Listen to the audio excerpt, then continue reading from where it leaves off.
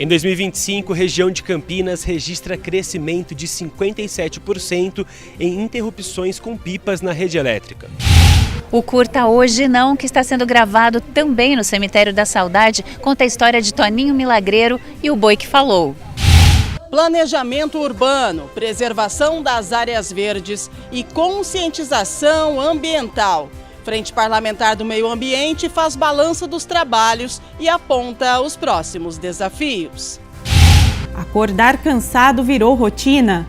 No Saúde Agora, o médico, nutrólogo e geriatra Adriano Faustino explica como você pode recuperar a energia.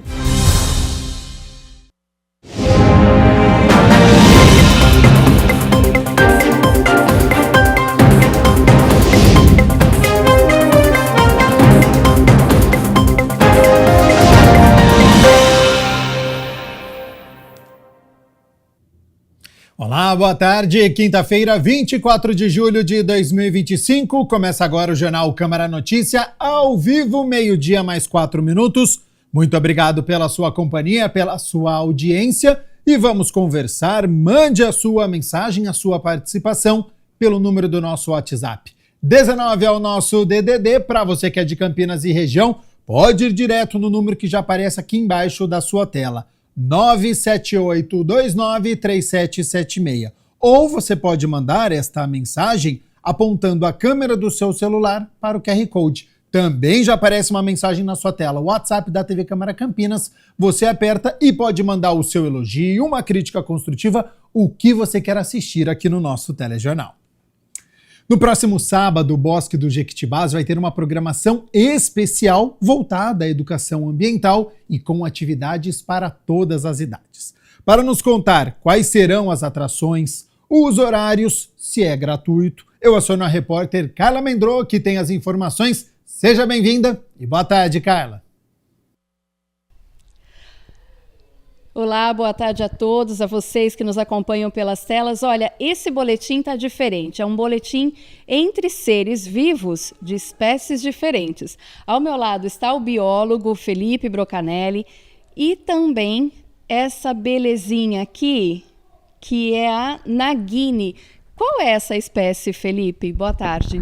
Boa tarde, Carla. Essa espécie é uma cobra do milho, tá? É uma espécie muito dócil também, uma espécie exótica, mas que tem uma docilidade muito grande aí e a gente utiliza ela para atividades de educação ambiental com o público. E falando em educação ambiental, né, esse é o ponto alto do boletim para falar sobre o bosque interativo, né, que é importante ter essa aproximação, de uma forma lúdica, mas também de uma forma bastante educativa, né, mostrar para o público como funciona o dia a dia desses animais, né? Sim, o Bosque Interativo surgiu como uma ideia tanto da nossa equipe do Museu de História Natural quanto da equipe do Zoológico do Bosque, de mostrar para o público, para a população, como é nosso trabalho.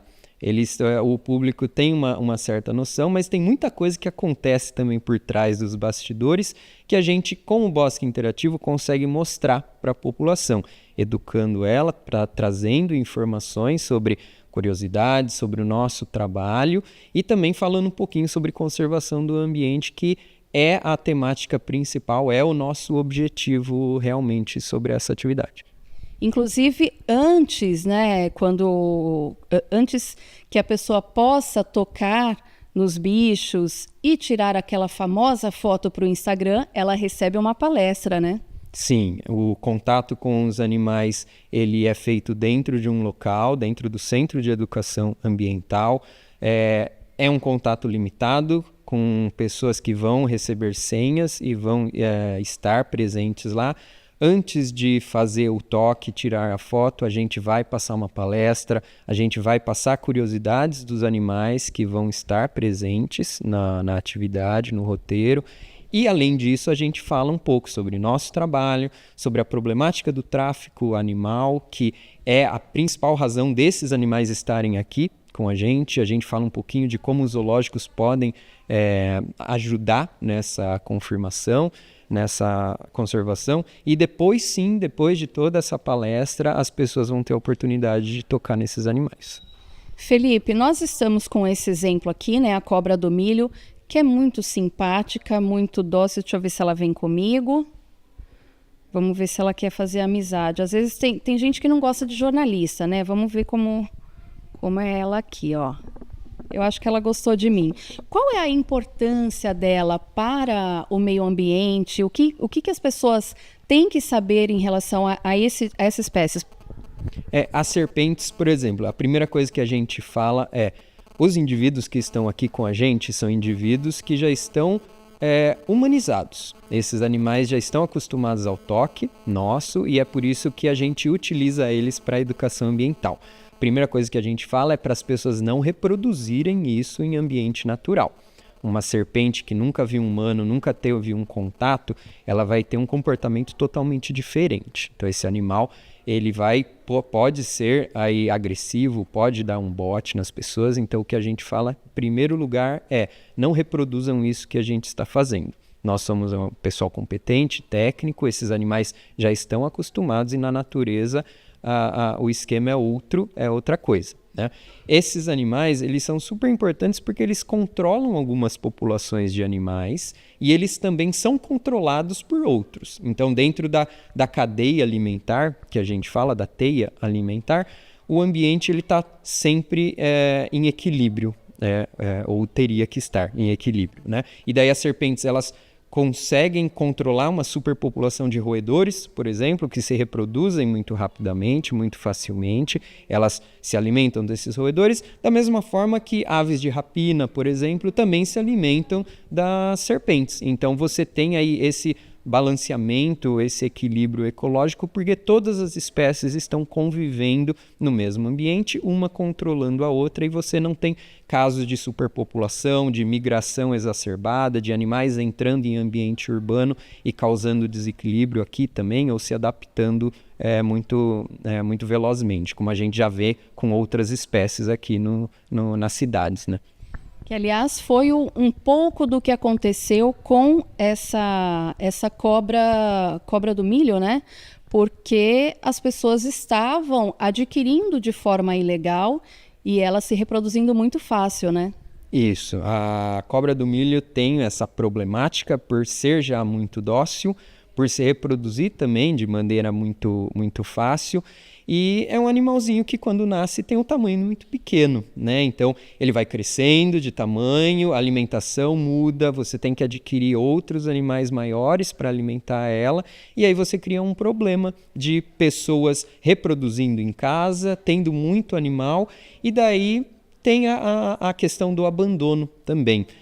Isso é muito pior para as cobras do milho, porque é um animal exótico, ele não ocorre aqui no Brasil, e nós estávamos vendo um abandono muito grande dessas cobras do milho sendo soltas realmente na cidade, nos ambientes, e isso causa um problema ambiental muito grande, além de ser crime também ambiental.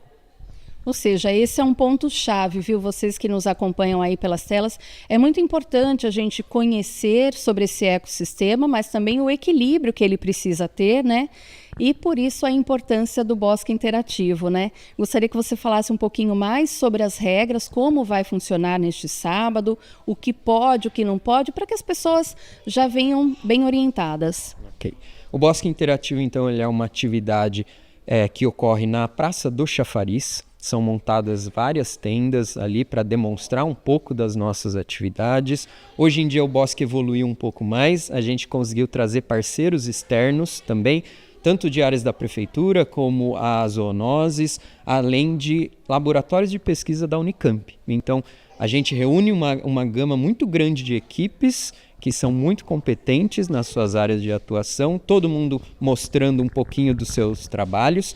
E daí nessas tendas a visitação ela é gratuita, ela não tem idade para acontecer, gênero nem nada. Só no toque dos animais a gente sim aí controla esse público para a gente diminuir um pouco da carga de impacto de estresse que esses animais podem ter, e daí o público vai recebendo senhas conforme vão chegando na fila, e daí são sempre 4 sessões ao longo do sábado, 40 pessoas por sessão, e essas senhas vão sendo distribuídas um pouquinho antes dessas sessões. Tá ótimo, Felipe. Muito obrigada. Obrigada a você que nos acompanhou aí pelas telas. Olha aqui, eu acho que ela está querendo passear um pouquinho, quem sabe voltar para o habitat natural, e eu volto com vocês aí no estúdio. Muito obrigado à nossa corajosa repórter Carla Mendrô e, claro, as informações, a disponibilidade do tempo do Felipe Brocanelli, ele que é biólogo, com a nossa equipe. Já, então, ó, a nossa repórter volta aqui no Câmara Notícia com mais informações lá do Bosque do Jequitibás. Bom, a gente segue com as notícias da metrópole, porque interrupções com pipas na rede elétrica aqui da região de Campinas cresceram 57% só neste ano. Soltar pipa é uma paixão de muitas gerações. Essa tradicional brincadeira, além da diversão, exige uma atenção redobrada, ainda mais quando o assunto é a rede elétrica. Conforme os dados da CPFL Paulista, concessionária responsável pelo serviço de distribuição de energia, a soltura de pipas causou um aumento preocupante de 57% nas interrupções de energia elétrica na região neste primeiro semestre de 2025. Foram 599 ocorrências provocadas por pipas, contra 382 no mesmo período do ano passado. A cidade de Campinas é a mais afetada, registrando 249 interrupções devido a essa prática. Com isso, a CPFL alerta para que crianças e adolescentes soltem pipas longe da fiação elétrica. A gente percebeu esse aumento, né? A gente está falando aí do primeiro semestre de 24, com o primeiro semestre de 25, que não é a época de soltura de pipa, né? Esse volume aumenta agora nas férias escolares, com o vento de inverno, né? Essa preocupação nossa de trazer com vocês aqui da TV Câmara essa conscientização. A principal dica é procurar um local seguro, longe da rede elétrica, longe do entorno das rodovias, da marginal da rodovia, longe da subestação de energia, né? Essa é a principal dica. Mas vamos falar que está próximo e aconteceu e enroscou sua pipa na rede. Nunca tentar resgatar, não usar nenhuma madeira, nenhuma ferramenta metálica, nada para resgatar. Não resgate sua pipa, vai fazer outra papagaio, outra pipa, outra mariola. Faz a brincadeira de novo, é super legal montar, faz a competição de quem faz a pipa mais bonita, mas não tente resgatar a sua pipa da rede. Esse é o principal ponto. Além da questão do risco de vida que o resgate das pipas oferece, a concessionária faz outra orientação para garantir a segurança e a continuidade ao fornecimento de energia.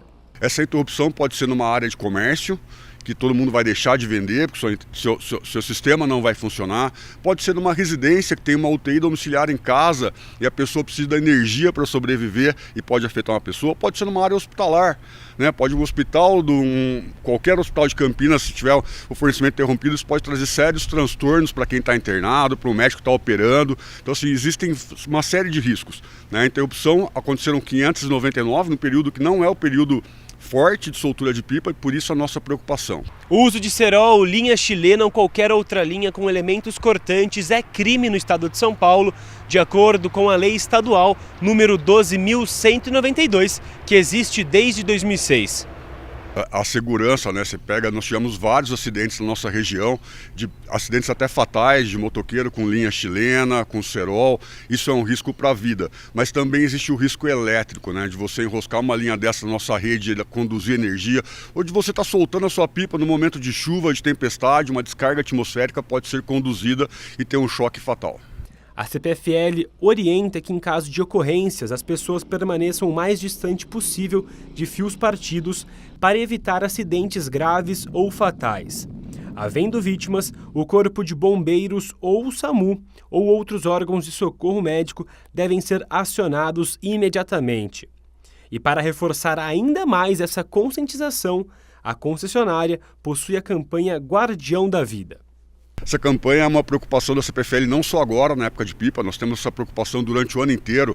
Queria convidar todo mundo a entrar no nosso site, conhecer a campanha do Guardião da Vida. Então nós falamos lá do Maio Amarelo, nós falamos da festa junina, nós falamos de quem trabalha, né, no serviço de pintura, reforma de fachada, para o pedreiro ali do dia a dia, para o eletricista do dia a dia. Então tem dicas de segurança para todos, né? Quando você vai instalar sua antena em casa para ficar longe da rede, e também fala da questão da pipa, né, dá essas dicas, traz essa conscientização.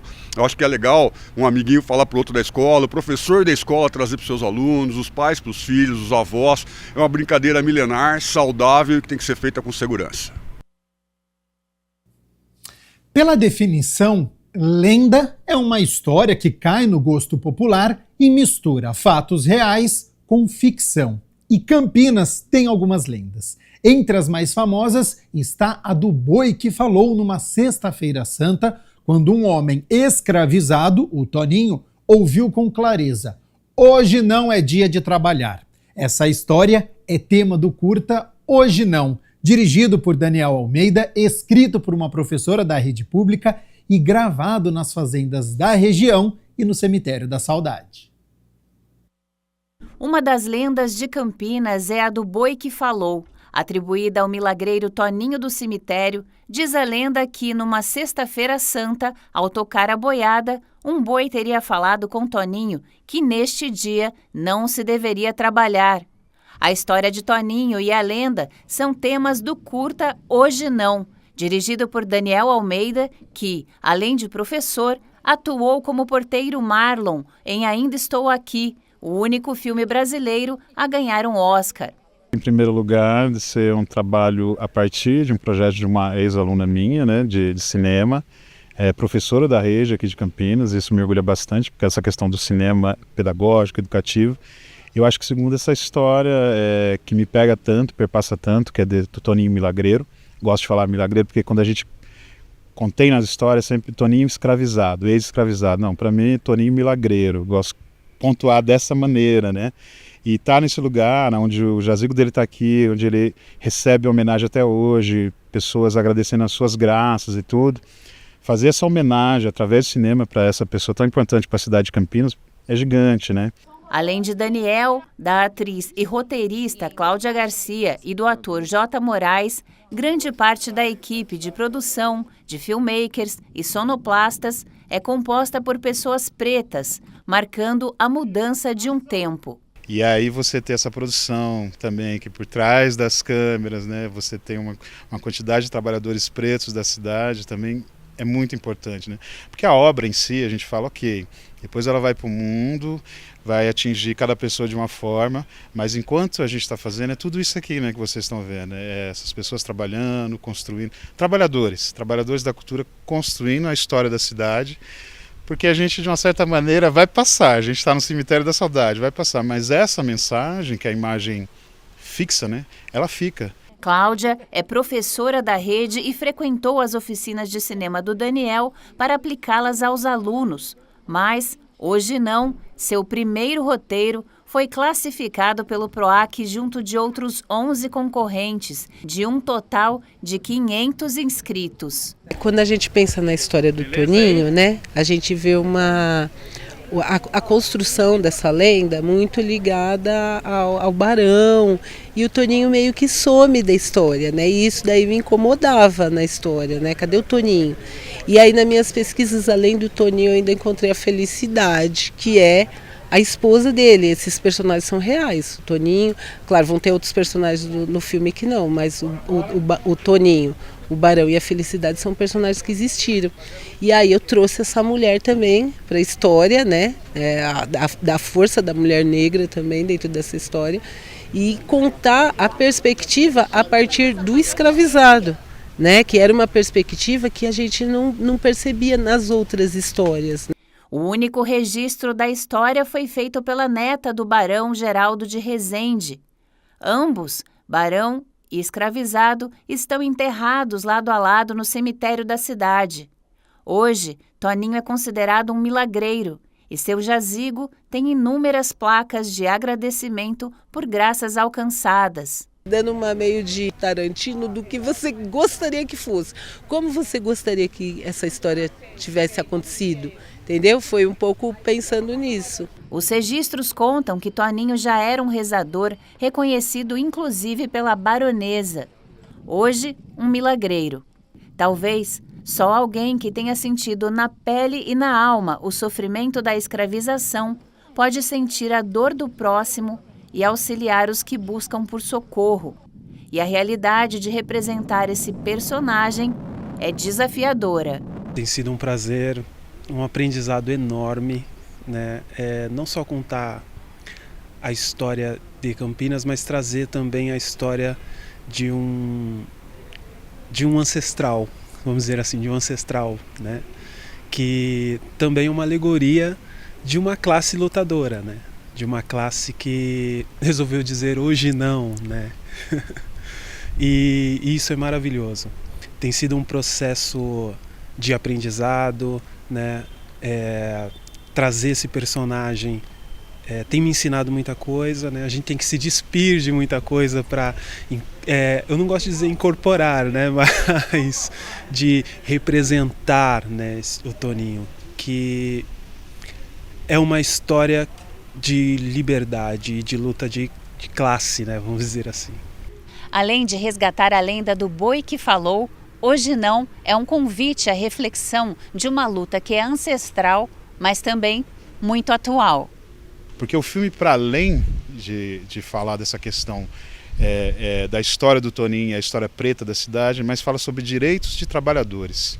Então uma pessoa também que não seja negra, preta, ela também se identifica porque a gente está falando de direitos dos trabalhadores nesse filme. Então qualquer pessoa, de repente até num outro país que não tem essa história de escravização como a gente teve aqui, vai entender o que a gente quer debater. E tem um ditado africano que diz que o leão vai ser sempre mau se você só ouvir a história do caçador. Então, né, bem no meio dessa concha de retalhos, nós estamos seguindo por uma visão dos próprios escravizados, né? Uma visão trazida com a etnia negra, né? Então é uma visão como se fosse um negro falando de um negro, né? Não essa coisa eurocêntrica, né, que tem na nossa cultura. Hoje Não é um convite para um mergulho na história contada, recontada e ocultada da cidade e de nossos ancestrais. Quando eu converso com meus alunos sobre essa história, e eu percebo que poucas pessoas conhecem, né? E assim, Campinas é uma das poucas cidades que tem uma lenda própria. E aí eu fico, né, tipo, assim, abismada, como assim as crianças não conhecem, né? Só que o que eu tenho também de referências, eu não me animava a contar a história, entendeu? Então, para uma base de uma educação antirracista, eu acho que é uma história perfeita, assim, né? E é o que eu pretendo trabalhar com eles, né? Com essa história na escola. Esse filme, apesar de ser um curta, ele está contando uma história que é muito longa e que ainda tem muitos passos aí pela frente, né? E aí o nome que se dá a isso, né, que é Hoje Não, esse Hoje Não ele é atual, né? Para várias coisas, né, que a gente tem que continuar dizendo, né? O preto da periferia, ele tem que sempre estar dizendo, não, hoje não, cara, não vai fazer isso comigo, sabe? Eu não vou mais um preconceito, eu tenho que fugir disso, sabe? Hoje não para fome, sabe? Hoje não, eu preciso dos meus direitos. Então, esse nome, para além do que o boi fala, que é o dia sagrado que não pode trabalhar, para que a gente está dizendo esse não atual? E que liberdades que a gente quer, né? Então, para mim, tá nesse ponto o filme.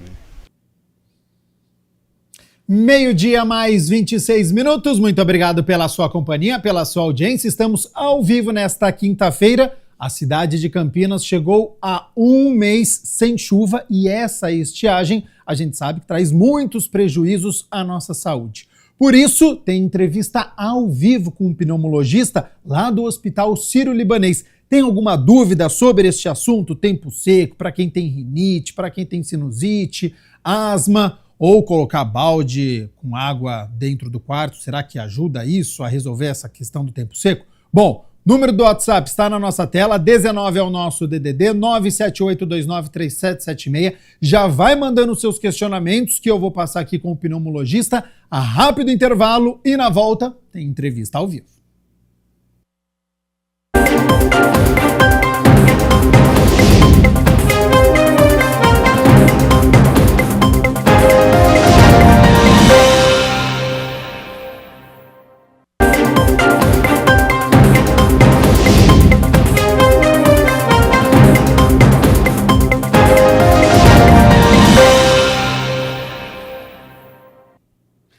Meio-dia mais 30 minutos, muito obrigado pela sua companhia, pela sua audiência. Estamos ao vivo nesta quinta-feira e olha só, a cidade de São Paulo registrou na última quarta-feira, dia 16, um dos menores índices de umidade relativa do ar entre as capitais do país, apenas 20%.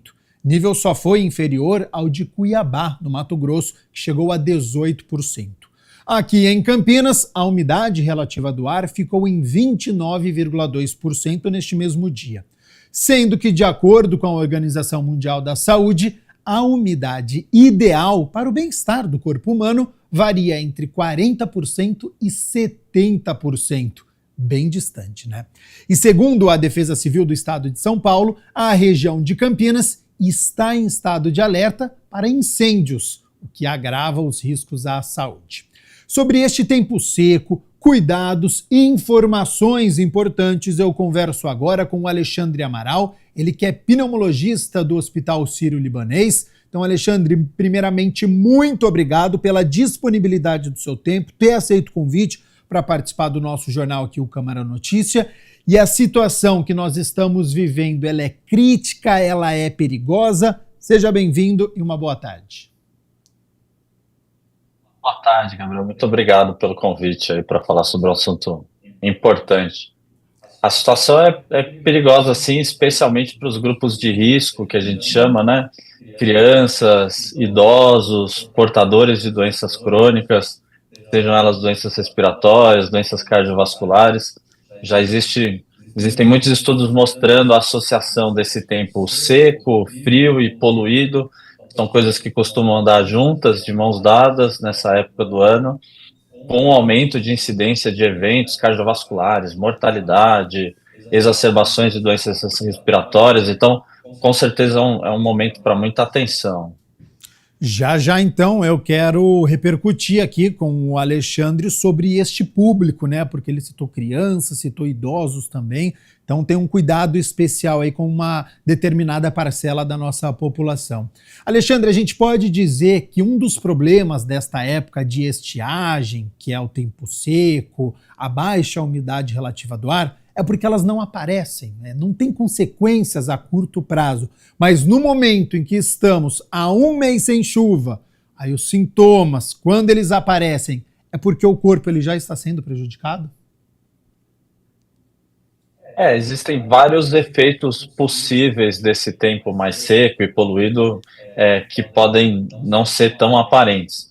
Existe um aumento de sintomas respiratórios mesmo, então, principalmente tosse seca, falta de ar para quem já tem alguma doença, algum problema, irritação dos olhos, garganta, agravamento de quadros de rinite, sinusites, mas eles podem não ser tão aparentes assim, tão óbvios, e a gente tem efeitos que às vezes vão além dos próprios sintomas respiratórios. Então, por exemplo, o efeito da poluição no sistema cardiovascular, né? A gente sabe que tem partículas que atingem a circulação, então elas aumentam a incidência de eventos cardiovasculares. Então a gente está falando de infarto, AVC, principalmente nesses indivíduos mais predispostos, quem eventualmente já tem alguma doença aterosclerótica, mas não sabe, nos indivíduos idosos.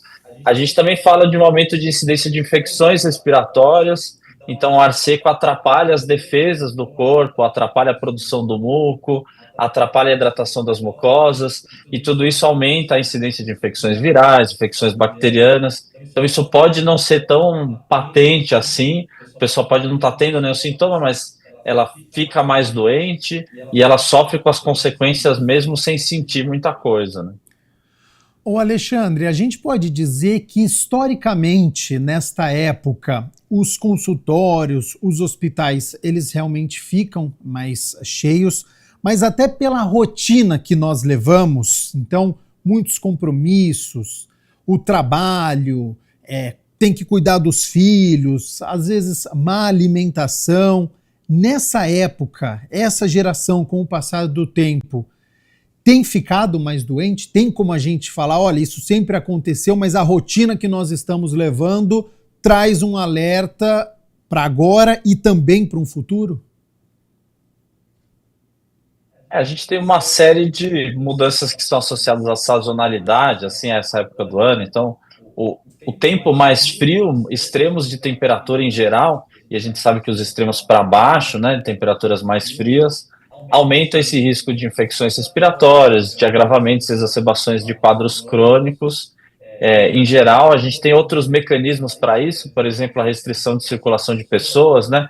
Tá frio, as pessoas tendem a ficar aglomeradas em ambientes fechados, diminuir a circulação, então isso às vezes pode piorar também para facilitar ter mais infecções respiratórias, esses problemas dessa natureza. E a gente tem outras mudanças, provavelmente isso tudo é multifatorial, né? Mas, por exemplo, a poluição ambiental. Então, a gente sabe que os níveis de poluição têm aumentado, a gente tem visto sinalizações de alertas aí de poluição outdoor mesmo, né? Fora dos ambientes fechados, que chegam a gerar recomendações desses grupos de risco ficarem dentro de casa, dentro de ambientes fechados para se protegerem pelo nível de poluição externa. Então, esse conjunto de mudanças, com certeza, favorece o surgimento, o aparecimento de doenças crônicas e pode estar associado ao desenvolvimento de doenças no futuro, por exemplo, câncer de pulmão, né? Doenças que, não só de pulmão, mas eventualmente outros tipos de câncer que estão associados à inalação de fumaças, dessas substâncias poluentes. E, lógico, levar uma alimentação saudável, se cuidar, está associado a uma redução no risco de desenvolvimento de inúmeras doenças, sejam elas o próprio câncer, doença cardiovascular. Então, com certeza, essas mudanças de estilo de vida são importantes. Eu falei na minha abertura que, de acordo com a Organização Mundial da Saúde, a umidade ideal para o bem-estar do corpo humano varia entre 40% e 70%. Quando os níveis ficam abaixo de 30%, já se considera o estado de atenção com riscos à saúde, especialmente para crianças, idosos e pessoas com doenças respiratórias. O que acontece principalmente para estes públicos, Alexandre? Para as crianças, para os idosos e para as pessoas com doenças respiratórias? Por que agora é um alerta um pouquinho maior do que em relação à outra parte da sociedade? A gente precisa lembrar que nosso corpo ele é formado por mais água do que qualquer outra coisa, né? Então a gente depende da umidade para manter nossos processos naturais. E particularmente as vias respiratórias, elas têm um amplo contato com o ambiente, né? Não parece, quando a gente vê, o ar está sendo inalado pelo nariz, pela boca, mas se a gente colocar o pulmão aberto, ele tem o tamanho equivalente a uma quadra de tênis. Ele é gigante, assim, a superfície de contato que a gente tem com o ambiente é muito grande. Então, quando a gente tem esses níveis de umidade muito baixo, a gente deixa de ter o funcionamento apropriado dos sistemas de defesa das nossas vias respiratórias. Então, a produção de muco, que serve para a gente colocar tudo que está sendo inalado para fora, por exemplo, é bastante prejudicada. A eliminação dessas secreções. E, normalmente, o tempo seco ele vem combinado com outras coisas. Então, o tempo seco, pela própria circulação que acontece do ar, pode favorecer a deposição de poluentes e da circulação no ar desse material particulado, aerossolizado. Então, a gente não só respira o ar mais seco, mas a gente respira o ar mais poluído. E, nessa época do ano, o ar frio também. Só para citar um exemplo da prática assim, da nossa clínica, né? A gente usa o ar frio e seco para induzir broncoespasmo, em que a gente faz um negócio que chama teste de broncoprovocação. Então, quando a gente tem essa combinação de fatores do ar frio, seco e poluído, a gente está falando da pior qualidade possível para ser respirada. E isso vai afetar geralmente quem é mais suscetível. Os idosos que já não têm um sistema imunológico funcionando tão bem ou que tem menos reserva para essas agressões, né, podem sentir mais esses efeitos. As crianças, justamente por serem mais suscetíveis, não terem um desenvolvimento completo, seja dos órgãos, do sistema imunológico. E para quem já tem uma doença respiratória, uma doença cardiovascular, esses efeitos acabam sendo sentidos na forma de um agravamento da doença ou provocando uma exacerbação, que a gente chama, né, uma crise famosa dos pacientes com DPOC, com asma, com doença respiratória crônica. Ô Alexandre, e estudando o assunto, né, para esta entrevista, eu vi uma reportagem falando que no inverno o risco de infarto pode ser até 30% maior do que em outras épocas do ano. Isso acontece realmente e por quê? Então esse combo todo de alterações que acontecem pelo frio e pelo ar seco e poluído, a gente sabe que tem alterações que não são só limitadas ao pulmão, que é a área de contato, né? Então a gente sabe que essas alterações são sistêmicas. Então esse ar de qualidade ruim, ele provoca um aumento de sinalização de estresse no nosso corpo, como se a gente estivesse sendo submetido a um estresse físico, uma cirurgia, uma corrida, alguma coisa nesse sentido. E os poluentes que a gente inala, eles não ficam parados na nossa via respiratória. Então a gente até usa o PM2,5, por exemplo, que é um negócio que o pessoal fala bastante. O que é isso? É o tamanho da partícula dessa poeirinha que a gente está inalando, que é fumaça, na verdade, né? São os poluentes, um dos principais componentes da poluição ambiental, que a gente não enxerga, mas que além da gente inalar e chegar no nosso sistema respiratório, ele atinge a circulação sistêmica. Então ele circula mesmo, a gente está falando desses poluentes atingindo a nossa circulação e provocando um estresse sistêmico. E é isso que predispõe ao aumento de incidência de doenças cardiovasculares. A gente não está vendo um efeito só local, a gente está vendo um efeito sistêmico do corpo como um todo. E também atinge mais os idosos dentro desses 30%, ou às vezes tem a ver outras questões para outros públicos? Os grupos de risco, que a gente chama, eles são sempre os mais afetados porque eles são mais suscetíveis. Mas isso não quer dizer que você não possa ter indivíduos ígidos, saudáveis, sem doença conhecida, também afetados. A gente tem níveis de poluição que não são saudáveis para ninguém respirar. A gente está pensando nesses efeitos a longo prazo, isso com certeza vai fazer mal de forma cumulativa, né? Não é uma vez só, a gente não passa isso só esse ano. A gente teve no ano passado recortes de seca, queimadas. A gente está vendo de novo isso se repetir esse ano e vai se repetir no ano que vem, né? E mesmo uma pessoa que não tem nenhum problema de saúde pode sentir esse efeito cardiovascular, por exemplo, tendo infarto. A gente tem dados mostrando que esse aumento é muito real. A gente tem um aumento da mortalidade cardiovascular nessa época do ano, independente de ter esses fatores de risco pré-existentes. E tem o que fazer numa questão de prevenção?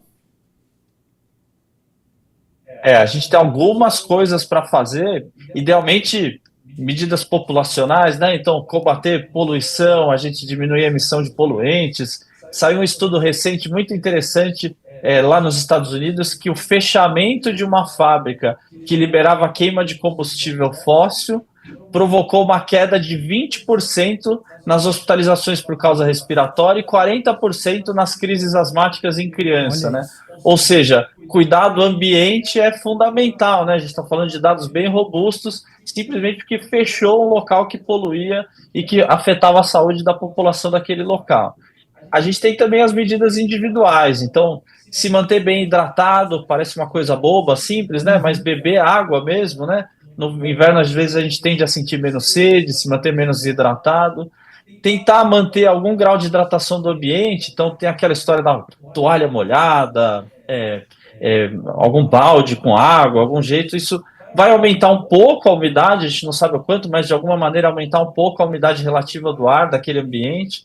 Quando tiver muito poluído do lado de fora, esses grupos de risco, principalmente, têm recomendação de ficar em locais fechados. Então, fechar as janelas, manter-se fechado mesmo, né? É uma coisa que a gente não costuma falar muito pelo medo de circulação de vírus, infecções, mas se o ar tiver de qualidade muito ruim, é melhor ficar fechado dentro de casa mesmo do que inalando o ar poluído do lado de fora. E medidas gerais, né? Então, evitar a circulação de pessoas doentes, evitar contato com pessoas doentes, repousar, se alimentar bem, praticar atividade física e, lógico, evitar a prática de atividade física quando o ar estiver de qualidade muito ruim, essa prática outdoor, né? Alexandre, para quem está nos acompanhando, corpo deu sinais, ressecamento da pele, coceira nos olhos, o nariz às vezes sangra, acorda, tem o que fazer? E também a questão da medicação ou da automedicação e os seus perigos. Manter as mucosas hidratadas, o melhor jeito é hidratando ou o ambiente com esse aumento da umidade do ambiente. Existem alguns filtros também, mas o ideal seria aqueles filtros de alta eficiência de alta eficiência, aqueles filtros EPA que a gente chama, né? Então tem alguns recirculadores. Eu sempre falo para tomar cuidado, que vários deles usam umidificadores, e a água parada é uma fonte de problemas também, né? Então tomar cuidado com esses reservatórios de água, que se deixar lá a água parada uma semana, ela vai acumular bactérias, fungos, que podem até ser mais nocivos, né? Então tomar cuidado com esses dispositivos. Hidratar a mucosa do nariz, então soro de hidratação oral, tem gel também, que pode servir para manter as mucosas bem hidratadas, colírio para os olhos, e cuidado com os remédios, né? Se automedicar é sempre perigoso, tirando analgésicos simples, coisas que a gente pode fazer de maneira local, sempre tomar cuidado com remédios muito milagrosos, né? Que vão prometer melhorar a saúde das mucosas, tem que ser esses tratamentos mais tópicos, né? E se a pessoa tiver doença, não que sempre vale o conselho de que tem que manter os tratamentos, mas ainda mais nessas épocas do ano, né? Então, quem usa medicação inalatória, quem tem rinite, rinocinusite, às vezes usa um corticoide nasal, alguma medicação nasal, quem tem asma, DPOC, usa medicamentos inalatórios para o pulmão, quem tem doença cardiovascular, usa medicamentos para pressão. Isso tudo vale o reforço de que se manter bem medicado é um dos jeitos de prevenir que a doença descompense, que ela piore. E no caso de você sentir efeitos cardiovasculares, começou a aumentar minha pressão, começou a ter outros problemas, procurar ajuda, auxílio médico mesmo, que vai poder te orientar a um tratamento mais dirigido e apropriado, né? Ótimo.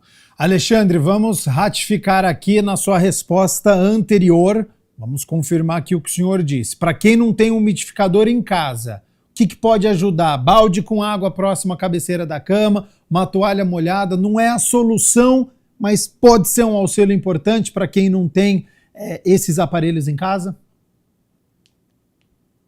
Com certeza. Vai aumentar. Tudo que conseguir aumentar a umidade relativa do ar no ambiente onde você está, pode ajudar a diminuir as consequências desse ressecamento intenso, né? Então, manter toalha úmida, bacias de água, sempre mantendo cuidado de trocar a água, né, o dispositivo, e tomar cuidado para não deixar isso contaminar, não criar um ambiente propício para a gente criar mais problemas, né? O mofo, as bactérias que acumulam lá, elas podem ser inaladas com o tempo, mesmo que isso não seja visível, né? Então, tomar cuidado em trocar esses reservatórios de água todos os dias, e manter as mucosas hidratadas e a própria hidratação oral mesmo. Então, tomar água, ingerir líquidos, é um dos jeitos de garantir a hidratação das nossas mucosas, né? Ótimo. Chegou uma participação aqui pelo número do nosso WhatsApp, 19 é o nosso DDD, 978293776. O Marcos Reis, ele pergunta o seguinte, Alexandre, sobre inalação com água ou com soro fisiológico, se adianta, se tem essa recomendação e se pode fazer todo dia. Marcos Reis, Alexandre. Ô Marcos, obrigado pela pergunta. A inalação sem medicamentos, né, só com soro ou com água destilada, ela pode ser feita sem grandes restrições. Não tem problema, isso pode ajudar. A gente também pede para tomar cuidado com esses aparelhos, assim, o compartilhamento, né, como as pessoas terem um aparelho de inalação e aí todo mundo vai usar, isso não é legal, a gente acaba trocando bichos, bactérias, vírus, isso pode favorecer as contaminações, as infecções respiratórias, que são justamente um dos riscos desse período do ano em que a gente está, com ar mais frio e seco e poluído, e a gente pede sempre também o cuidado com os medicamentos, produtos naturais, que às vezes o pessoal aconselha, né, a colocar. Isso pode ser bastante perigoso, assim, aqueles óleos, por exemplo, eles, se inalados, eles podem causar graves problemas para o nosso sistema respiratório, causar problemas como a pneumonia lipoídica, por exemplo, da inalação dos óleos vegetais. Então tem que tomar cuidado com esses aditivos. Mas a água destilada e o soro fisiológico podem ser feitos, sim, sem grandes restrições ao longo do dia e podem ajudar a hidratar as mucosas, sim. Ótimo. Alexandre, na minha pergunta anterior eu tinha falado para quem não tem umidificador, mas e para quem tem umidificador em casa? Tem que tomar algum cuidado? Ele pode ficar ligado a noite inteira, o dia inteiro, e também a importância da higienização do aparelho. Ele pode sim, não tem problema deixá-lo ligado, né? A gente pede para tentar controlar a umidade, cuidado para não deixar muito úmido. Os extremos são sempre ruins, né? Então a umidade de menos faz mal, a umidade de mais também, né? Então a gente tem uma faixa ali recomendada, então cuidado para não exagerar também na umidificação do ambiente. A gente pede para tomar cuidado com a água, o reservatório de água, idealmente ele tem que ser trocado todos os dias, ou até antes, se tiver alguma sujidade aparente, e mesmo que ele não esteja sujo, a recomendação é de trocar o reservatório de água. Cuidado com os filtros, que é uma coisa que raramente as pessoas verificam, né? Às vezes tem um umidificador que tem aquele filtro, ele está lá há 15 anos, isso pode ser uma grande fonte de problemas, porque aquilo acumula mofo, bactérias e tudo, e a hora que você liga o filtro, na verdade ele está recirculando esse material particulado e tudo, né? Mas serve, pode deixar ligado, desde que atento a essas questões da higienização, da troca do filtro, da troca da água e do excesso de umidade, pode sim, eles podem ajudar bastante. Saiu de casa, viu que tem incêndio próximo, aquele cheiro de fumaça, não está acontecendo aquela dispersão dos poluentes. Utilizar máscara ajuda, e aí qualquer máscara pode ser de pano ou tem que ser aquela da pandemia que a gente usava, a N95, Alexandre? Uso de máscara para essa época de inverno, ajuda, auxilia ou não? As máscaras convencionais, a máscara de pano, ou mesmo aquela máscara cirúrgica, né? Aquela máscara branca comum que a gente vê os cirurgiões usando e que é mais comum da gente ver as pessoas usando na rua, elas protegem apenas contra as gotículas, que a gente chama. Então, elas vão proteger as pessoas de infecções respiratórias transmitidas por gotículas como gripes, resfriados em geral, né? Mas elas não vão proteger contra os efeitos da poluição ambiental. Então ela pode proteger um pouco, assim, aquela fumaça, o material particulado que a gente chama macroscópico, né? Então ela pode impedir um pouco daquela fumaça, mas aquilo tende a se depositar só nas nossas vias aéreas maiores. Aquele material pequeno que a gente não enxerga e que essa máscara não é capaz de filtrar, vai continuar entrando para dentro dos nossos pulmões sem a gente ver, e continua provocando os efeitos respiratórios e cardiovasculares deletérios ruins. Então, a N95 seria a máscara recomendada para alguém que esteja no ambiente muito poluído e que não tenha escapatória daquilo. A máscara cirúrgica, a máscara de pano não vai servir para evitar os efeitos da poluição e, se possível, se a pessoa tiver a escolha, se ela está vendo que tem um ambiente poluído, assim, com fumaça, um incêndio, uma queimada, o ideal é que ela fique longe daquele ambiente, se afaste, ou no caso, se ela estiver na casa, no domicílio dela, que ela feche, isole mesmo o ambiente, feche as janelas, os cômodos, para não deixar aquela fumaça entrar dentro de casa e ela fique respirando o ar de dentro, que vai ser mais saudável. Ótimo, muito bom. Alexandre, acho que todo mundo sabe dos benefícios das atividades físicas. Ajuda a prevenir doenças crônicas, aumenta a disposição, reduz o estresse, a ansiedade, promove o bem-estar geral, enfim. Mas existe a recomendação para não se fazer atividade física ao ar livre nesta época, nos horários de maior exposição do sol, geralmente entre 10 da manhã e 3 da tarde. Por que existe essa recomendação? O que acontece neste período de maior exposição do sol no inverno? Quando a gente tem esse ar de qualidade ruim para ser respirado, muito seco, a gente combina isso com o calor e a gente combina isso com a poluição, porque essas coisas todas tendem a andar juntas, a gente tem um efeito sinérgico, que a gente chama. Então, é mais do que a soma dos efeitos individuais, né? Cada uma dessas coisas tem potencial de agravar problemas cardiovasculares. O ar frio, o ar seco, a poluição, todos eles já comprovadamente fazem mal para a saúde. Quando a gente combina isso e combina com a atividade física, na atividade física a gente tende a respirar mais profundamente e mais rapidamente. Então o nosso volume de ar exalado por minuto, né, o nosso fluxo de ar, ele aumenta. Então a gente está potencializando esses três efeitos que tem já essa soma, que não é aditiva, né? Esse efeito sinérgico, multiplicador de consequências ruins, e está provocando um aumento da inalação dessas substâncias ao mesmo tempo. E essa é uma combinação muito ruim. Então, o recomendável é a gente sempre evitar os períodos de pico de calor, de pico de poluição, inclusive. Então, tem alguns jeitos de monitorar isso nas notícias, tem aplicativos hoje em dia que mostram o nível de poluição externa, através dos monitoramentos locais, e a gente consegue ter uma ideia se é seguro ou não praticar atividade física outdoor. Se esses níveis de poluição, de seca, de calor estiverem exagerados, a recomendação é não praticar nesse momento a atividade física. Lógico, tem sempre a opção de continuar praticando atividade física indoor, então substituir por uma atividade que você possa fazer num local fechado, ou tentar praticar no momento em que esse ar ele é menos seco, menos quente, menos poluído. Normalmente isso tende a acontecer no final da tarde, assim, fora desses horários de pico.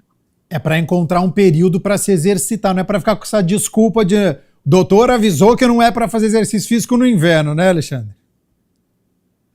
Não, com certeza não. Inclusive, tem até estudos tentando avaliar se, por exemplo, se você praticar atividade física no local poluído, vai fazer mais mal do que bem, né? E todos os estudos, eles vão no mesmo sentido de que praticar atividade física faz tão bem que é melhor praticar atividade física no local poluído, como São Paulo, por exemplo, do que não praticar atividade física. A prática da atividade física suplanta esses potenciais riscos. É só um cuidado para escolher o melhor horário, o melhor momento, mas não para parar de praticar atividade física. Com certeza não é esse o recado. Ótimo. Mais um WhatsApp chegando aqui, 978293776. O Luiz, ele manda a seguinte questão.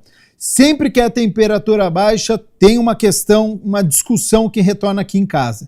Se sorvete no inverno traz alguma consequência para a garganta ou para o corpo. E já emendo, existe associação entre gelado e piora de algum resfriado? Tem alguma consequência o gelado todo dia, nessa época que já está mais frio, Alexandre? A gente não tem nenhum dado científico assim que comprova essa associação, que eu brinco que é o conselho de vovó, né? É o sorvete, toma cuidado com o pé descalço, tá frio. Então, isso é muito do dito popular, né? Mas a gente não tem nada que associe isso tipicamente ao aumento da incidência de infecções. O que acontece é que normalmente no inverno a gente já tem o aumento das infecções respiratórias por todos aqueles motivos que a gente já falou. Sim. E a gente sabe que passar frio, né, a exposição ao frio, então se você resfria a temperatura do corpo, por exemplo, você aumenta a incidência de infecções sistêmicas mesmo, né? Por exemplo, no protocolo de hipotermia, uma situação simulada em que a pessoa faz isso com uma parada cardiorrespiratória, por exemplo.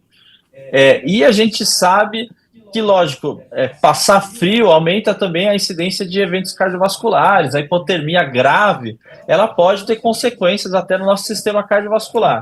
Mas não a ponto de justificar a pessoa não poder tomar um sorvete ou pisar gelado. Então, o que a gente pede é a cautela para não passar frio. Passar frio não parece ser uma coisa boa, mas tomar um sorvete gelado, andar descalço, essas coisas, isso fica mais no dito popular. A gente não tem nada que comprove que é esse o motivo das pessoas ficarem mais doentes. Agora, lembrar também de coisas que são sabidamente eficazes, né? Então, da questão da restrição de circulação de pessoas, então, tentar deixar, quando possível, os ambientes abertos, evitar contato com pessoas doentes, e vacina, né? A gente tem vacina contra a influenza, agora a gente tem vacina contra o vírus sincicial respiratório, a gente tem vacina contra a Covid-19, então a gente tem vacinas contra vários, ou pelo menos alguns desses vírus respiratórios que circulam nessa época e que fazem as pessoas ficarem doentes. E não é a vacina que faz as pessoas ficarem doentes, a vacina protege contra a forma grave, é a época do ano mesmo que faz as pessoas ficarem mais doentes. Ótimo, semana passada me vacinei contra o vírus influenza.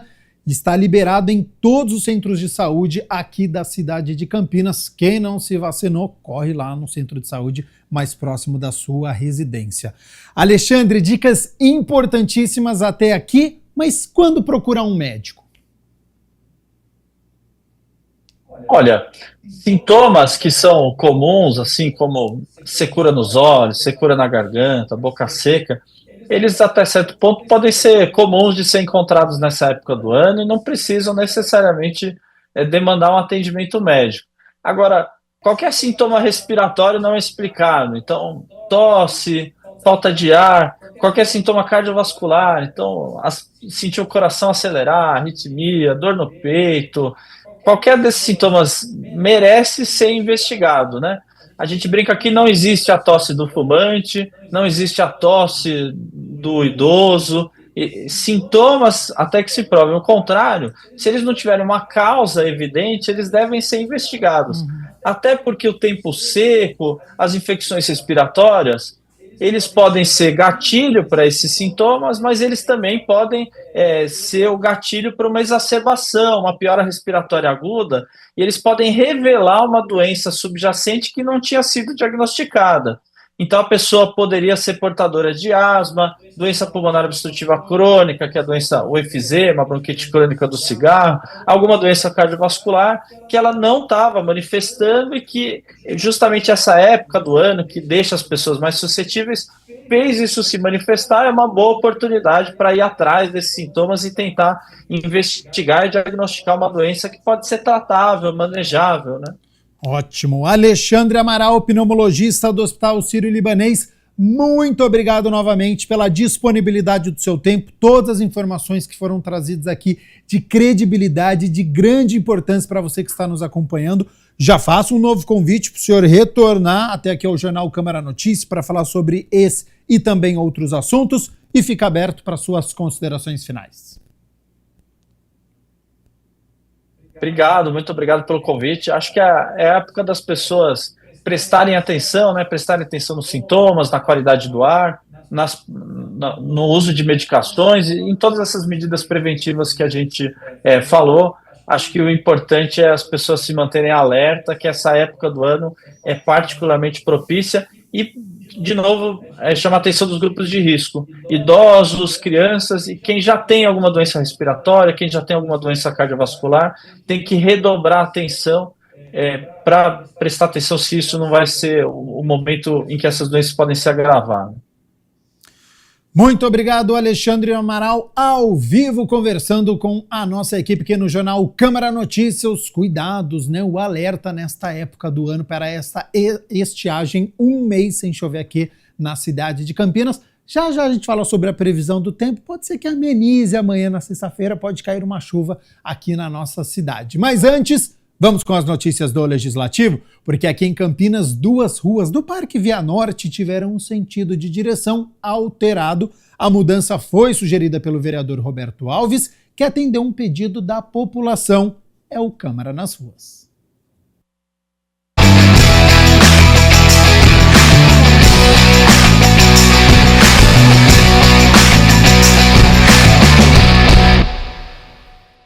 A indicação do vereador Roberto Alves solicitando a mudança de sentido viário nas ruas dos Cambarás e Rua Maria Edna Vila Gelim Záquia, no bairro Parque Via Norte, foi atendida pela Prefeitura de Campinas. Que nós temos 4 pistas, só que não há todas elas sobe e desce.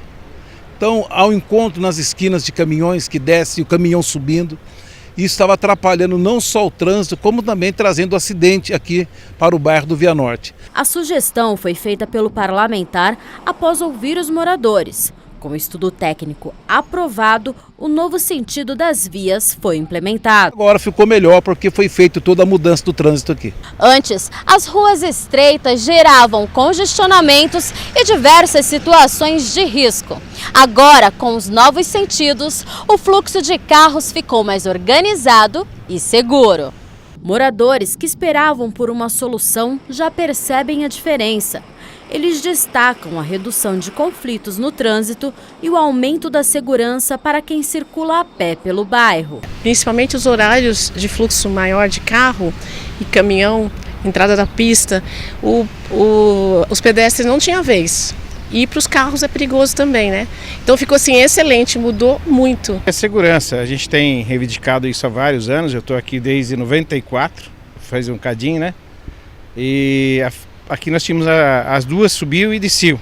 E aqui nós temos trânsito de caminhão pesado e com isso as manobras do caminhão atrapalhavam junto com os carros. E existiram acidentes nesse período todo e depois de vários anos de reivindicações a gente conseguiu ser atendido. Ainda falta bastante, mas melhorou muito. Evita o acidente, facilita o trânsito, porque agora as pistas ficaram 2 pistas desce e 2 pistas sobem. Isso vai facilitar o trânsito no bairro e também facilita para os moradores.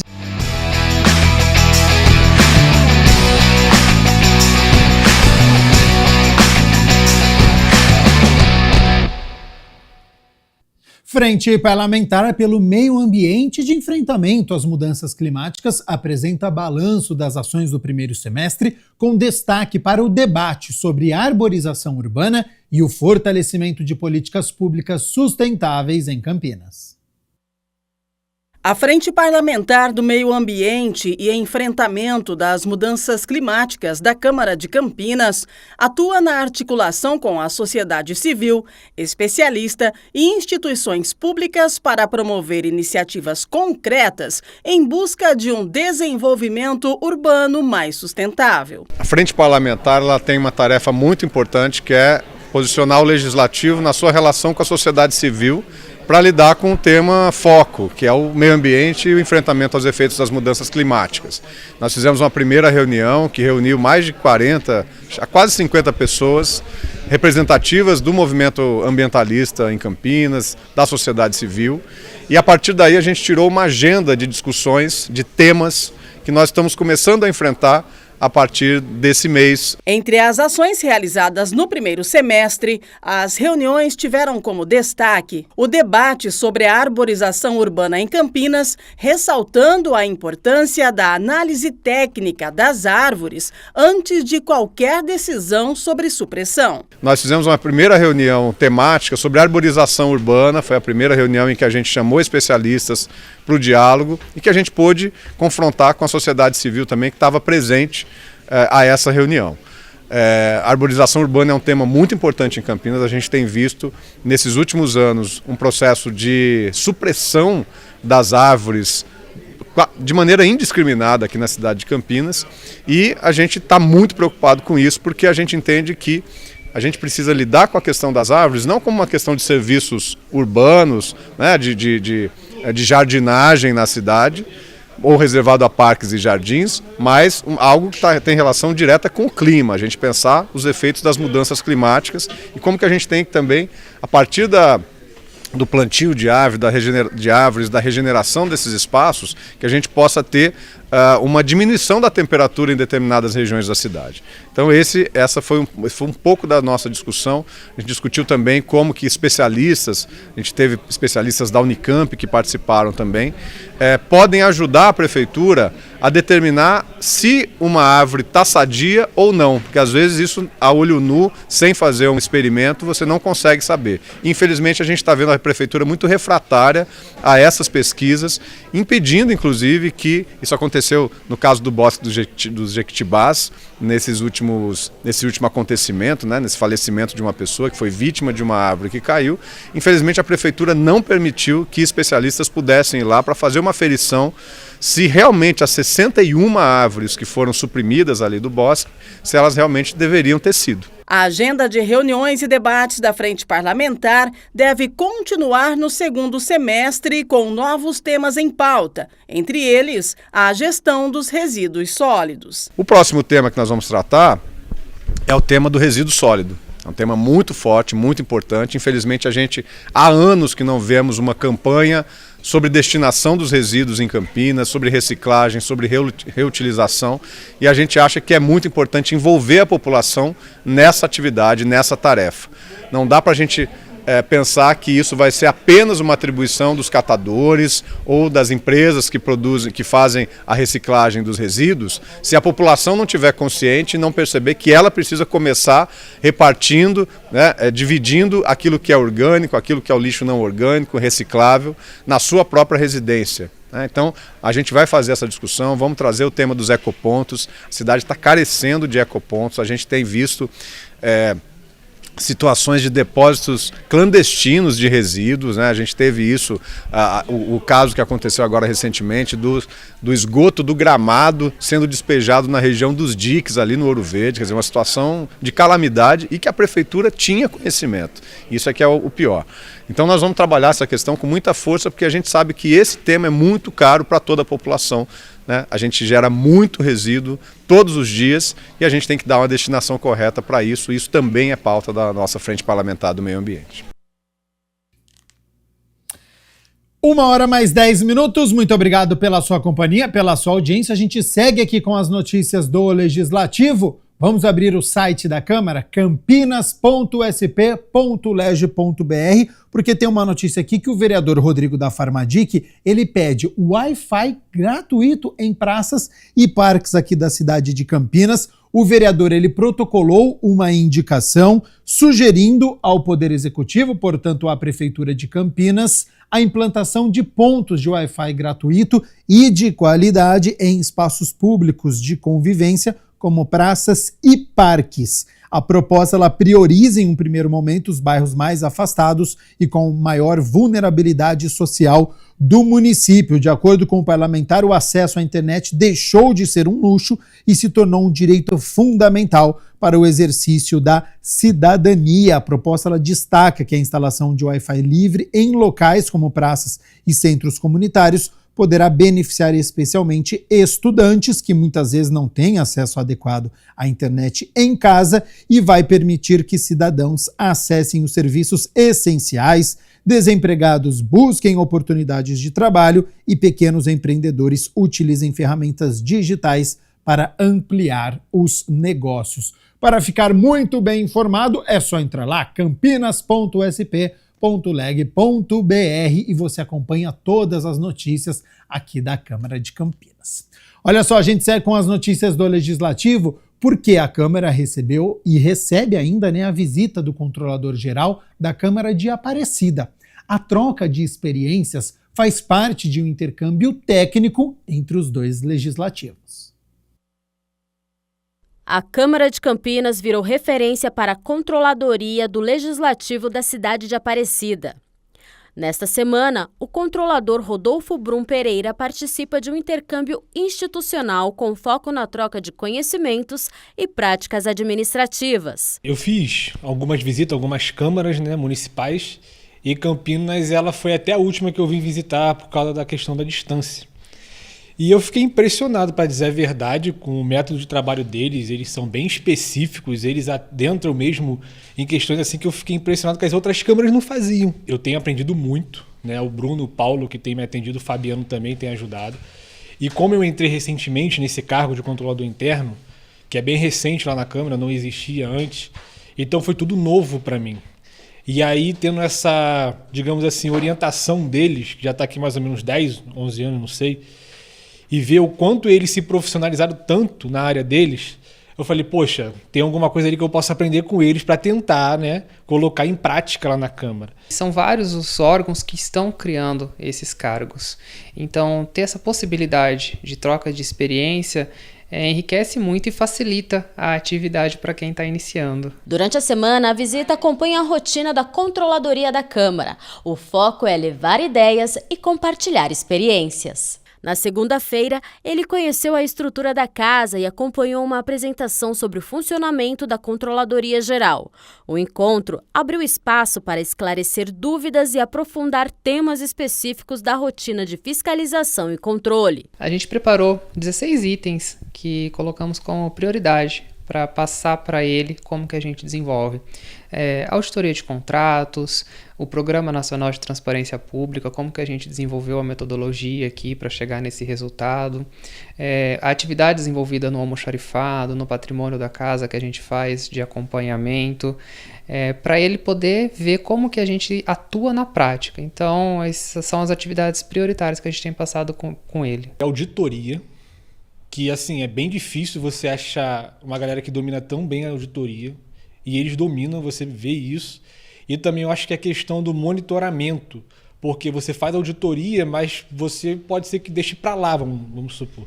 E eles acompanham isso, eu achei isso bem interessante, essa organização que eles têm, de acompanhar do que está sendo feito a partir das recomendações que eles fizeram, né? A Controladoria da Câmara é responsável por supervisionar os atos administrativos, acompanhar contratos e garantir o uso correto de recursos públicos.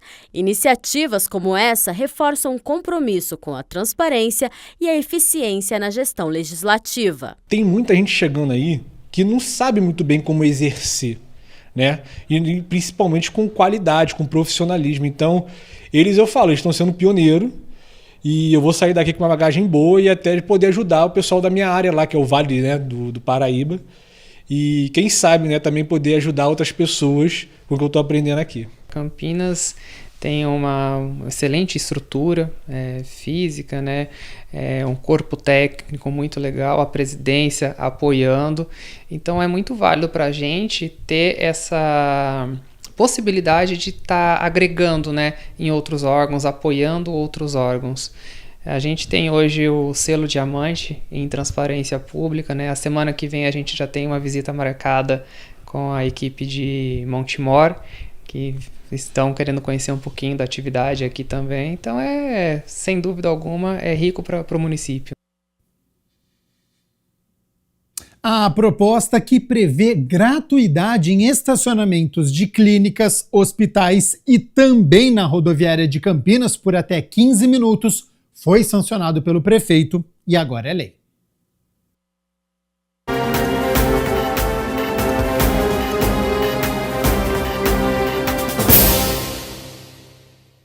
A Lei 16.781, de 21 de julho de 2025, foi publicada no Diário Oficial do Município no dia 22 de julho.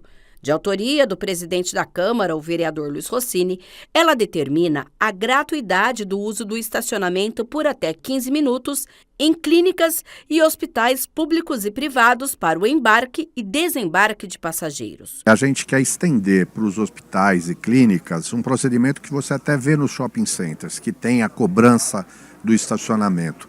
É dar um prazo de tolerância de 15 minutos para que as pessoas que precisarem chegar nos prontos-socorros, nessas clínicas, para deixar um paciente, tenha esse prazo de entrar no espaço de estacionamento e sair sem ter que pagar estacionamento. Com a sanção da lei, a norma também vale para o terminal rodoviário de Campinas, e os locais deverão informar esse direito por meio de cartazes afixados em locais visíveis em suas dependências.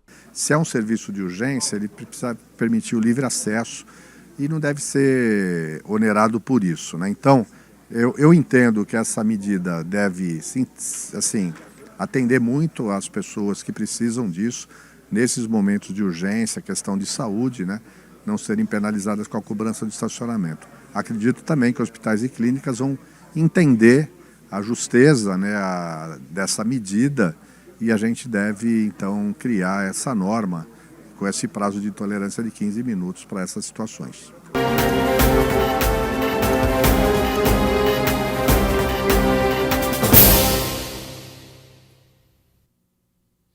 Hora de acionar a nossa equipe novamente, que está no Bosque do Jequitibás, porque uma das atrações é o zoológico. Tem centenas de animais, tem mamíferos, aves, répteis. Então vamos acionar novamente a Carla Mendro. Seja bem-vinda e boa tarde. Boa tarde novamente a todos que nos acompanham pela tela. Olha, esse boletim está diferente, num ar livre, muito verde, som dos animais. E quem vai falar com a gente agora é a Débora Abrão, que é coordenadora desse espaço belíssimo aqui, o Bosque do Jequitibás, e vai falar com a gente. A gente já tem um público aqui atrás que está vibrando a nossa entrada. Mas é o seguinte, Débora, a gente precisa comentar com o público o funcionamento do bosque, né? Porque tem muita gente que ainda não conhece, faz tempo que não vem. O que a gente pode passar para o público do funcionamento do bosque? O bosque fica aqui no Bosque Bairro Jequitibás.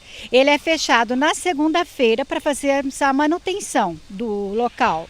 Então nós abrimos de terça a domingo, das 6 da manhã às 18 horas.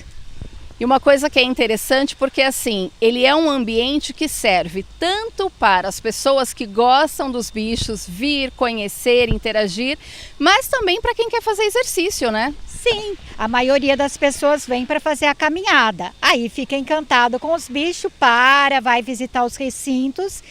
E outra, nós também temos a academia da terceira idade que fica dentro do bosque.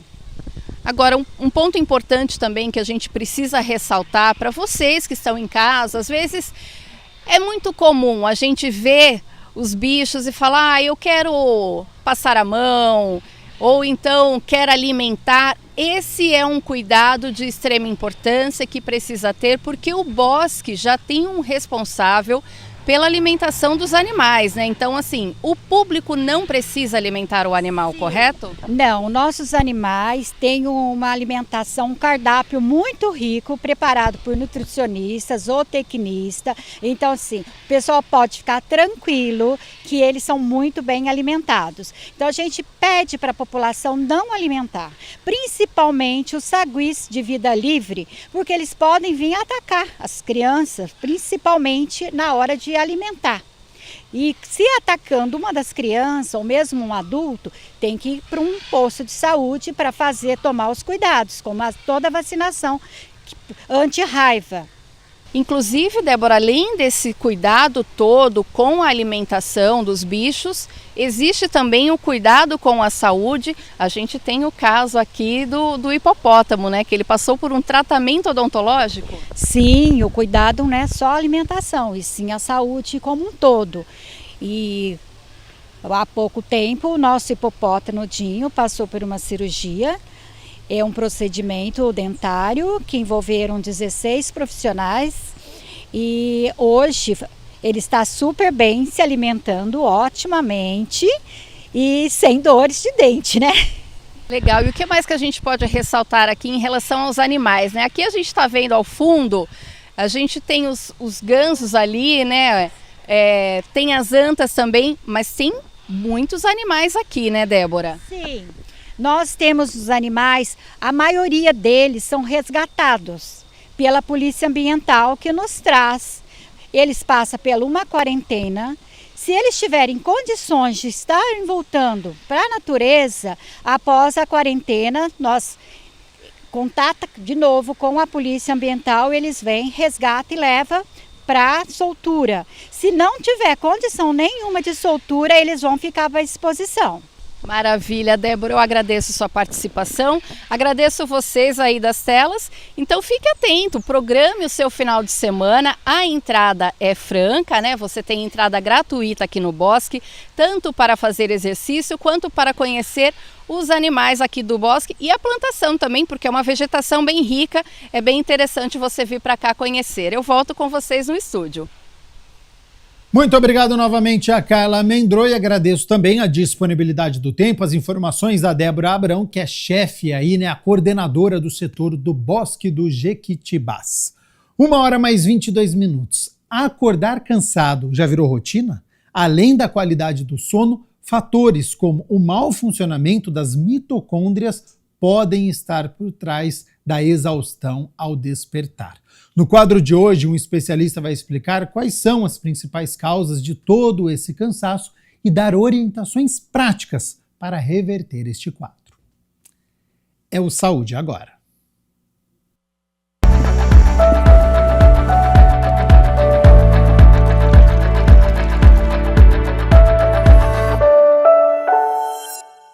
Olá pessoal, mais um Saúde Agora, começando aqui na programação da TV Câmara Campinas.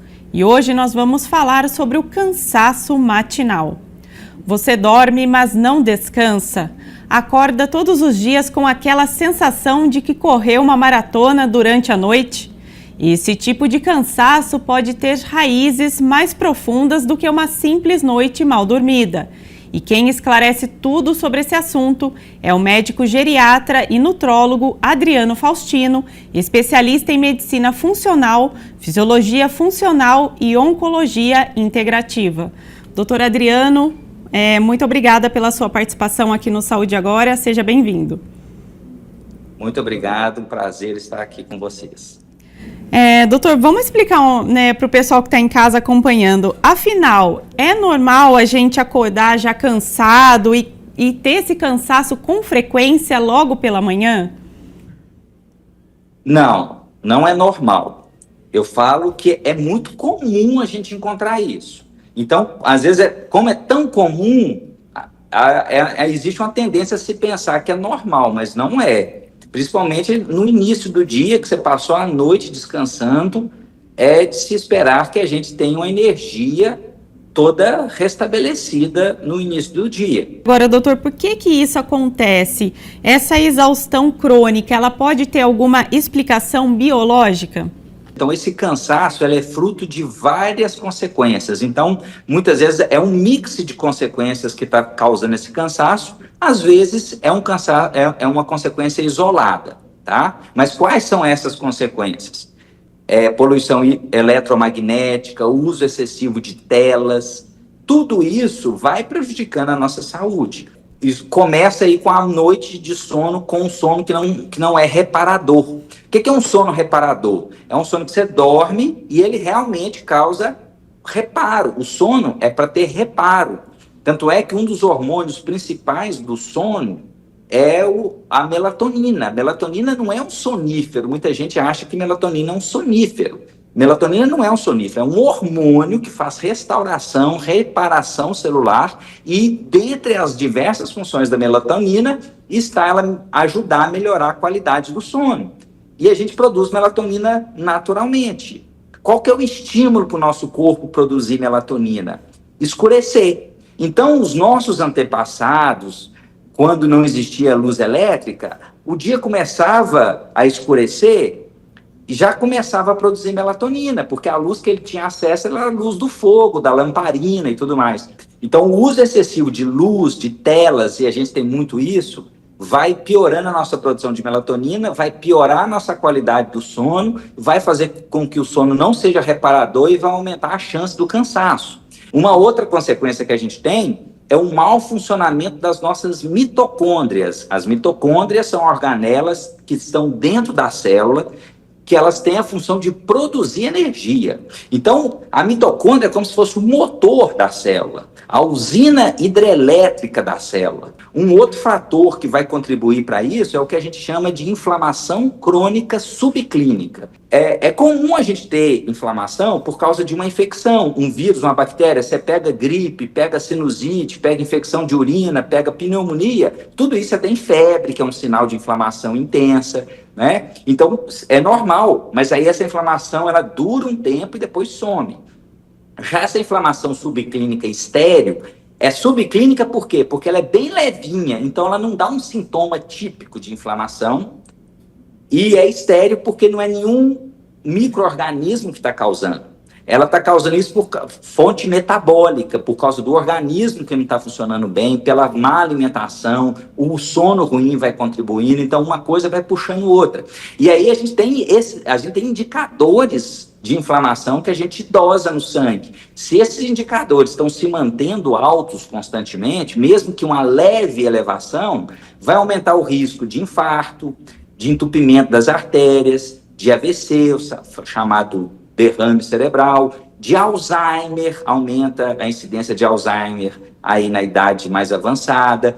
Então, essa inflamação subclínica é outro problema que a gente está vivendo cada vez mais. E aí, por exemplo, se eu alimento muito com açúcar, açúcar é inflamatório, tem vários alimentos que são inflamatórios. Então, a pessoa já não, às vezes não tem uma atividade física, já não tem um sono bacana, já tem excesso de tela, já tem excesso de luz, já não tem um sono tão reparador, ainda tem uma alimentação inflamatória, ou seja, é tudo para as mitocôndrias não funcionarem corretamente. Aí não faz uma atividade física regular, nós somos feitos para andar, para a gente mexer. E hoje, com essa vida moderna, né, a tendência é você só usa elevador e controle remoto. Então a padaria, vai no supermercado da esquina, pega o carro e vai.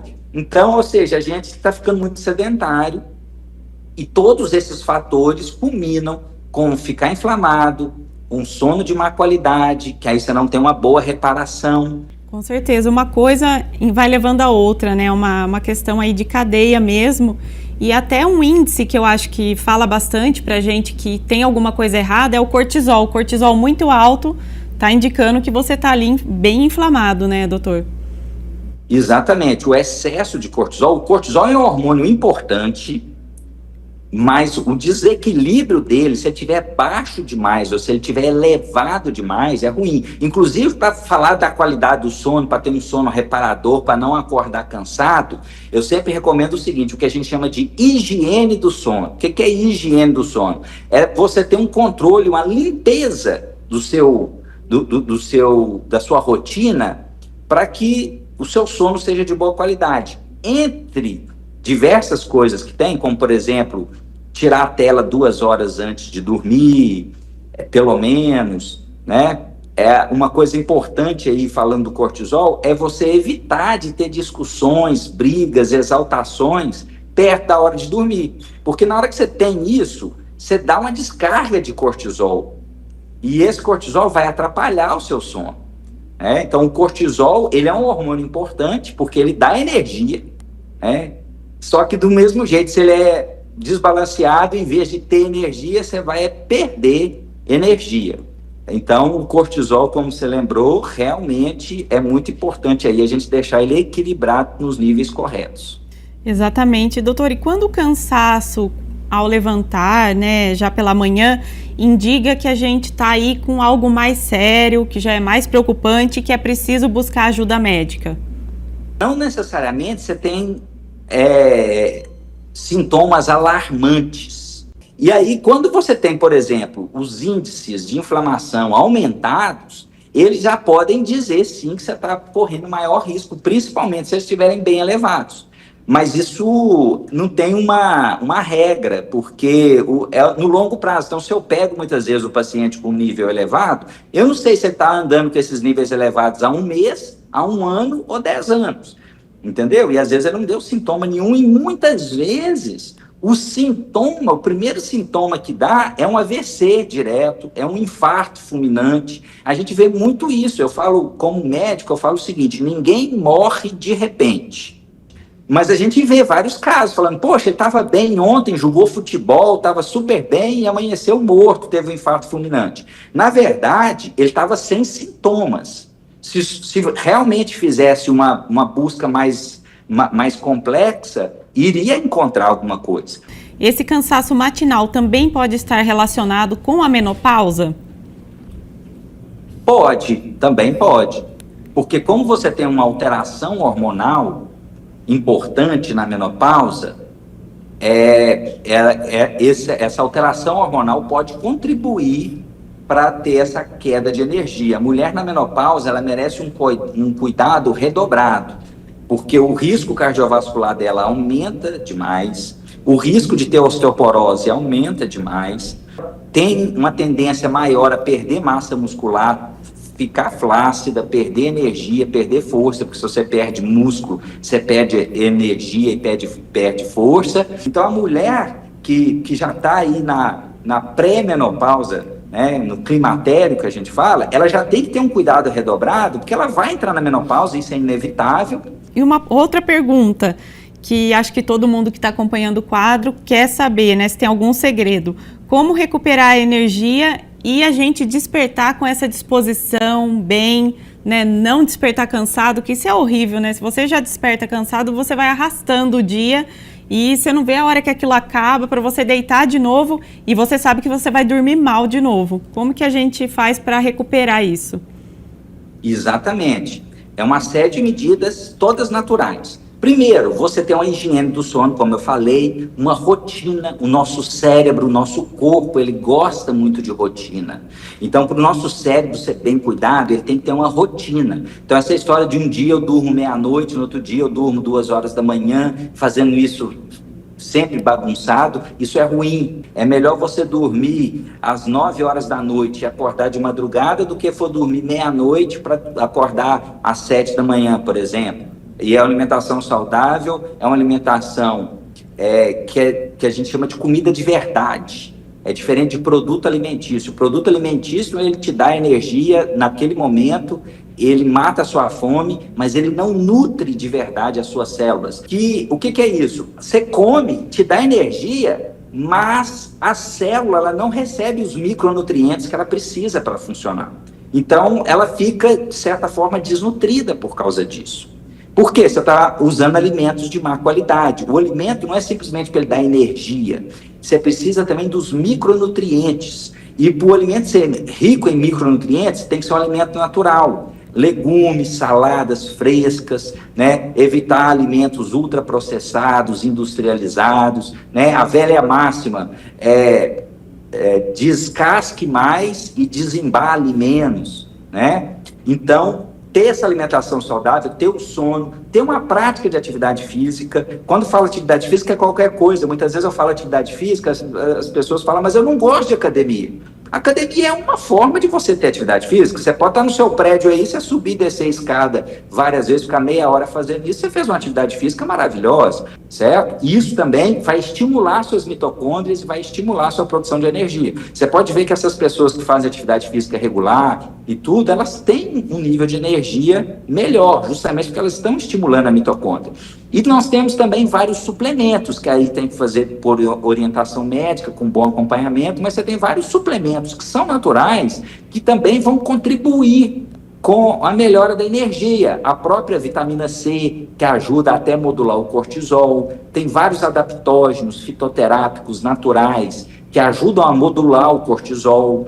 Então a gente tem vários suplementos naturais, não é remédio, porque tem muita gente que às vezes está com cansaço e aí vai no médico e passa a tomar Ritalina, passa a tomar Venvance, que são anfetaminas, que realmente vão dar muita energia, mas geram uma dependência. Tanto é que é uma medicação de uso estritamente controlado, não é a receita é retida, tem que ser uma receita amarela, não é nem aquela receita azul de benzodiazepínicos, de Rivotril, por exemplo. Então, não é resolver a energia usando remédio, certo? Pode até usar se precisar, tiver uma indicação precisa, mas a gente sempre quer caminhar para a parte natural, para a gente evitar ao máximo o uso de medicação química que dá muito efeito colateral. Então, você tem uma boa alimentação, uma boa suplementação, uma higiene do sono, uma rotina ideal de sono, tudo isso vai contribuir para você ter boa energia. E ter uma boa avaliação de um médico funcional para ver também os exames, para documentar esses marcadores inflamatórios e essas medidas naturais, como eu falei aí, de sono, de alimentação, de rotina, de controlar, né, evitar de ter eventos estressantes à noite. Então, a gente tendo essas medidas, fazendo tudo isso de forma natural, regularmente, o nosso corpo vai começar a responder com mais energia e mais disposição.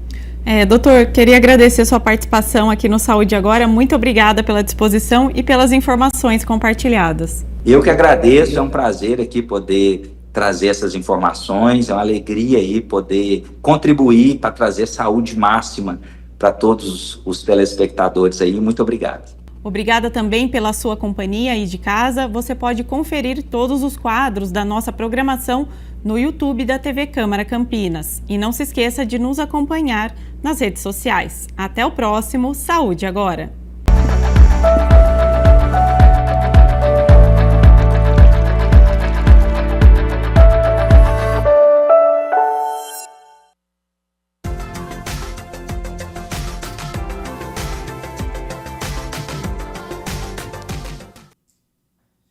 Quinta-feira de ventania aqui em Campinas. Falamos ontem aqui, né, no Jornal Câmara Notícias sobre esta condição, o que deixa a sensação térmica mais baixa, principalmente nas primeiras horas do dia.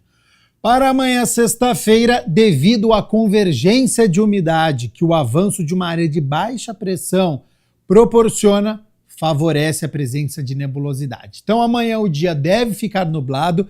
Tem possibilidade de chuvas isoladas, especialmente a partir da tarde, e não se descarta, viu? Temporais com raios aqui para a cidade, então muita atenção para essa mudança no tempo. Vamos às temperaturas? Parecido com o dia de hoje. Olha só, sexta-feira então, 25 de julho, mínima de 15 graus. Ao longo do dia a temperatura sobe, podendo chegar aos 25 aqui na cidade de Campinas. O Jornal Câmara Notícia fica por aqui. Muito obrigado pela sua companhia, pela sua audiência. Continue na nossa programação e nos vemos amanhã na sexta-feira ao meio-dia, ao vivo. Te esperem. Até lá. Tchau, tchau.